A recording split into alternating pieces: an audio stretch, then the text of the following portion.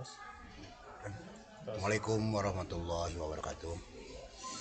Anak-anak, marilah kita memasuki materi baru dengan judul siklus tahap penutupan siklus akuntansi perusahaan jasa.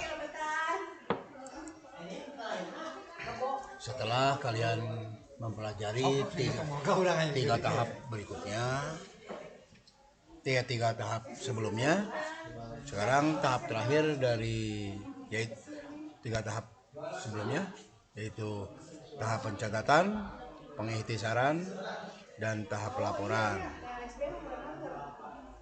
Sekarang masuk ke tahap terakhir dari siklus akuntansi, yaitu tahap penutupan. Cakupan materi dari tahap penutupan yaitu jurnal penutup, buku besar setelah penutupan, neraca saldo setelah penutupan, dan jurnal pembalik. Baiklah, kita mulai materinya. Jurnal penutup adalah jurnal yang dibuat akhir periode dengan menolkan akun-akun yang bersifat sementara atau memindahkan akun-akun nominal ke akun real. Tujuannya, satu, menentukan besarnya laba atau rugi yang diperoleh perusahaan selama satu periode. Yang kedua, memisahkan transaksi pendapatan dan beban sehingga tidak tercampur dengan akun pendapatan dan beban tahun selanjutnya. Yang ketiga, menyajikan neraca awal periode selanjutnya. Dan yang keempat, memudahkan pemeriksaan. Akun yang ditutup, satu, akun nominal terdiri dari pendapatan dan beban. Yang kedua, akun pembantu modal yang terdiri dari PRIPE dan ikhtisar laba rugi. Langkah-langkah penutupan diantaranya: satu, menutup akun pendapatan. Misalnya dalam contoh jurnal umum tanggal 31 Desember, pendapatan pada ikhtisar laba rugi, pendapatan di sisi debit, ikhtisar laba rugi di sisi kredit dengan nilai yang sama, X rupiah. Yang kedua, menutup akun beban. Akun beban kita paham bahwa akun beban bersaldo normal di sisi debit. Berarti kalau dipindahkan, kalau dinolkan, harus dipindahkan ke sisi kredit dengan lawan ikhtisar laba rugi dengan nilai yang sama seperti yang terlihat dalam contoh. Ketiga, akun PRIPE dipindahkan ke akun modal. Akun PRIPE kita ketahui bahwa akun PRIPE bersaldo normal di debit, maka harus dipindahkan atau dinolkan ke sisi kredit. Karena akun PRIPE sifatnya mengurangi modal, maka modal di sisi debit dan PRIPE di sisi kredit. Yang keempat, menutup akun ikhtisar laba rugi ke modal. Ada dua langkah yang perlu kalian lakukan di sini. Jika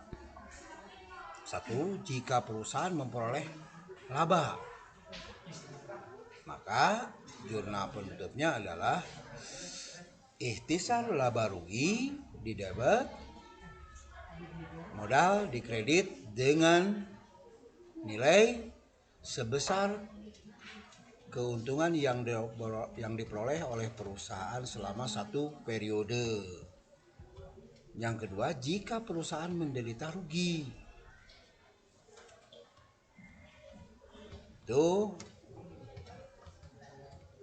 kerugian akan mengurangi modal, maka jurnal penutupnya adalah modal di sisi debit, ikhtisar laba rugi di sisi kredit dengan nilai sebesar kerugian yang diderita oleh perusahaan.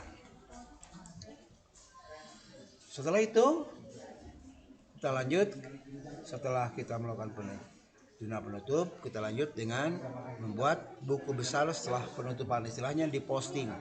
Sama seperti halnya memposting dari jurnal umum ke buku besar. Buku besar setelah penutupan buku dilakukan dengan cara memposting dari jurnal penyesuaian dan jurnal penutup ke akun buku besar yang sesuai. Setelah semua jurnal penyesuaian dan jurnal penutup diposting ke buku besar, maka perkiraan sementara akun nominal dan akun pembantu modal akan bersaldo 0. Sedangkan akun-akun real, harta utang dan modal tetap memiliki saldo. Neraca saldo setelah penutupan. Neraca saldo setelah penutupan adalah neraca saldo yang disusun dari akun-akun buku besar setelah jurnal penutup dibuat. Neraca saldo setelah penutupan berisi akun-akun real saja, harta utang dan modal yang berguna untuk memeriksa keseimbangan jumlah saldo debit dan kredit akun-akun buku besar setelah penutupan.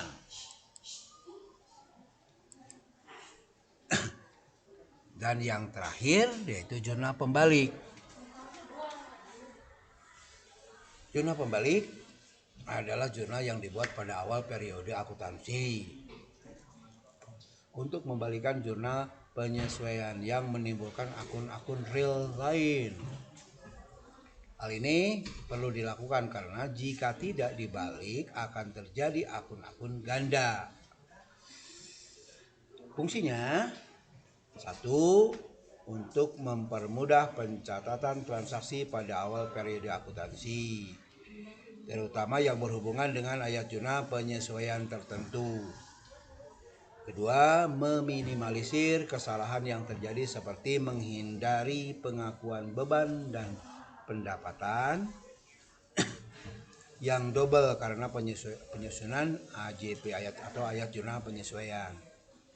Yang ketiga, untuk konsistensi supaya transaksi-transaksi yang berhubungan dengan jurnal penyesuaian, pendapatan bunga, pendapatan beban sewa dan lain-lain dicatat dengan cara yang sama, baik sebelum ataupun sesudah adanya ayat jurnal penyesuaian.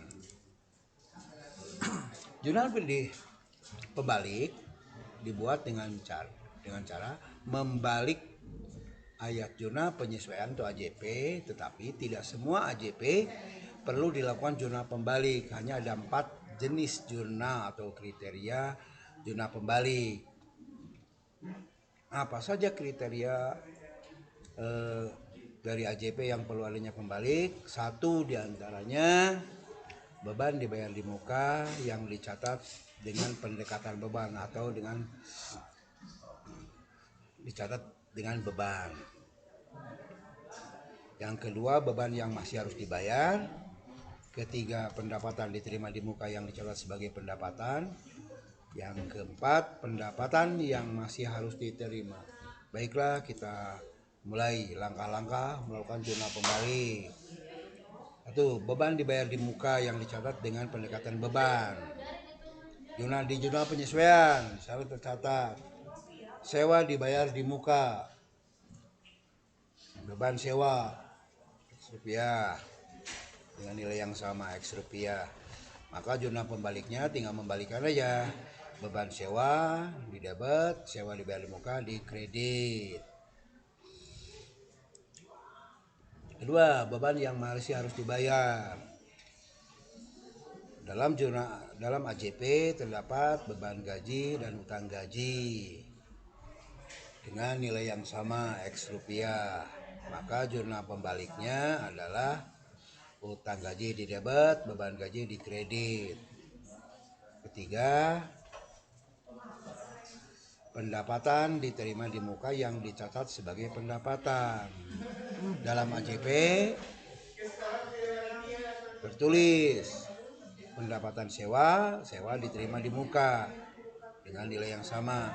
Maka jurnal pembaliknya adalah sewa diterima di muka di debit, pendapatan sewa di kredit. Dan yang terakhir adalah pendapatan yang masih harus diterima. Dalam AJP tertulis beban bunga dan utang bunga. Beban bunga di debit, utang bunga di kredit. Maka jurnal pembaliknya adalah utang bunga di debit, beban bunga di kredit. Ya, demikian materi yang bisa Bapak sampaikan hari ini, semoga bermanfaat. Terima kasih. Wassalamualaikum warahmatullahi wabarakatuh. Mungkin Pak. Stop. Iya.